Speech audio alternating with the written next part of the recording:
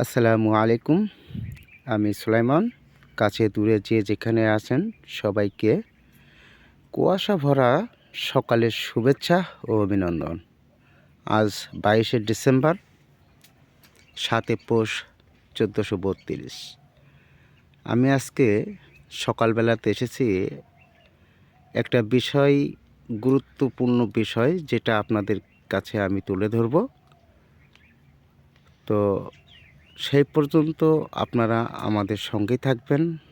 আমি এখন সরাসরি চলে যাব যে বিষয়টা, সেটা নিয়ে আমি কথা বলি। আমরা আজকে এসেছি আরশাদ ভাইয়ের বড় যে উনি পরীক্ষামূলক একটা কাজ করছেন। সেটা হচ্ছে এখানে আমরা চালে দেখা যাচ্ছে পাখাটির উপর কিন্তু বিচুলি দিয়ে ছাওয়া। এটা তো প্রতিনিয়ত করেই আসেন। এখন তিনি যেটা করেছেন সেটা হচ্ছে উনি পরীক্ষামূলকভাবে বরাবরই একটি পিলে, অর্থাৎ এখানে ওনার 3 কান্দি বরজ আছে, যেমন এখানে একটা, এদিকে একটা, ও একটা, অর্থাৎ এই যে আমি পুরোপুরি যেভাবে যাচ্ছি উনি পরীক্ষামূলকভাবে একটা বরজের চালে এই যে আপনার মাছ ধরা যে নেট তৈরি করা হয়, এই নেট দিয়ে উনি কিন্তু এই বরজটা ছেয়েছেন। উনি পরীক্ষা করে এটা জানতে পারছে যে এই নেট ব্যবহার করাতে ওনার যে পরে যে চেহারাটা, অর্থাৎ এটা কিন্তু খুবই উজ্জ্বল একটা চেহারা।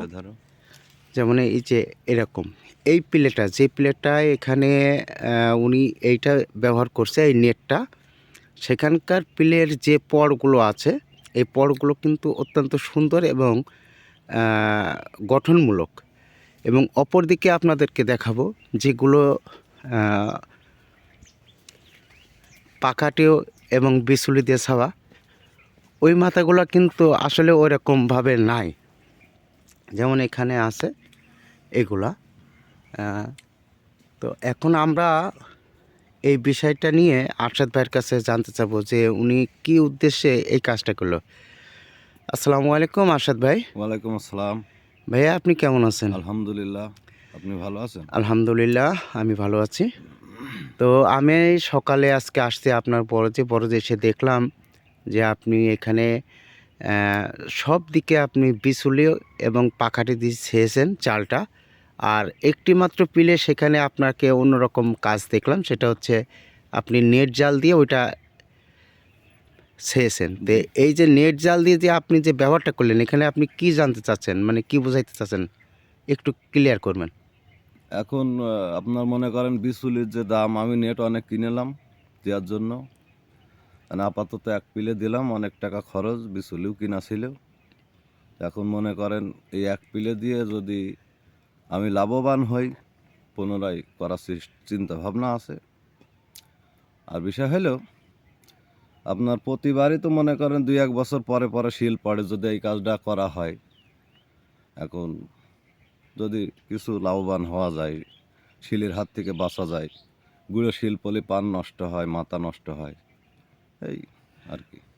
ধন্যবাদ আরশাদ ভাই। আসলে আরশাদ ভাই আমাদেরকে বলতে চাচ্ছে যে আমি যে সিস্টেমটা করেছি, এই সিস্টেমটা আমাদের এখানে তো এখন ওয়েদার বা আবহাওয়া তো ওইভাবে বোঝা যায় না, যখন তখন শিলাবৃষ্টি হয়।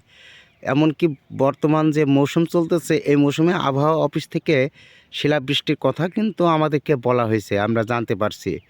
তো আরশাদ ভাই যে কথা বলছে যে এইটা ইউজ করাতে, এইটা ব্যবহার করাতে আমার যদি উপর থেকে শিলাবৃষ্টি হয়, তো এই শিলটা ডিরেক্টলি এসে এই পরের মাথায় পড়বে না। আর যদি না পড়ে তাহলে এই পরের ক্ষতি হবে না। আর যদি আপনার এই যে অন্যথায় যেগুলো আছে এখান থেকে কিন্তু শিল পড়লে অবশ্যই, কারণ আমরা নিজেরাই পরীক্ষিত। আমাদের গত বছর আমাদের চুয়াডাঙ্গাতে পর্যাপ্ত পরিমাণ শিল হয়েছিল। আর শিল হওয়ার পরে কিন্তু প্রতিটা পরে, অর্থাৎ একটা পরে 13-14 জায়গায় আঘাত হয়েছিল। আর আঘাত হওয়ার ফলে এই বরজ কিন্তু নষ্ট হয়ে যায়। তো আরশাদ ভাই আমাদেরকে বলল, তিনি জানালেন যে এই যে নেটটা ইউজ করেছে, অবশ্যই এই নেটটা যদি থাকে উপরে, তাহলে ডিরেক্টলি অর্থাৎ একদম সরাসরি কিন্তু ওই শিল এসে আঘাত করতে পারবে না, ফলে এটা অবশ্যই লাভজনক। এখন এটা পরীক্ষামূলক উনি এই কাজটা করছে, যদি এটাতে উপকার আসে তো উনি এই কাজটা পুরো বরসটাই করবেন। তো আসলে আজকে এমনি আমরা যতটুকু পারলাম আপনাদেরকে একটা ধারণা দিলাম। পরবর্তী আমাদের ভিডিও দেখার অপেক্ষায় আপনারা থাকবেন এবং আপনাদের গুরুত্বপূর্ণ মতামত আমাদের কমেন্ট করবেন। সেই পর্যন্ত সেই আশায় সকলে ভালো থাকুন, সুস্থ থাকুন, যেখানেই থাকুন নিরাপদে থাকুন। আল্লাহ হাফেজ।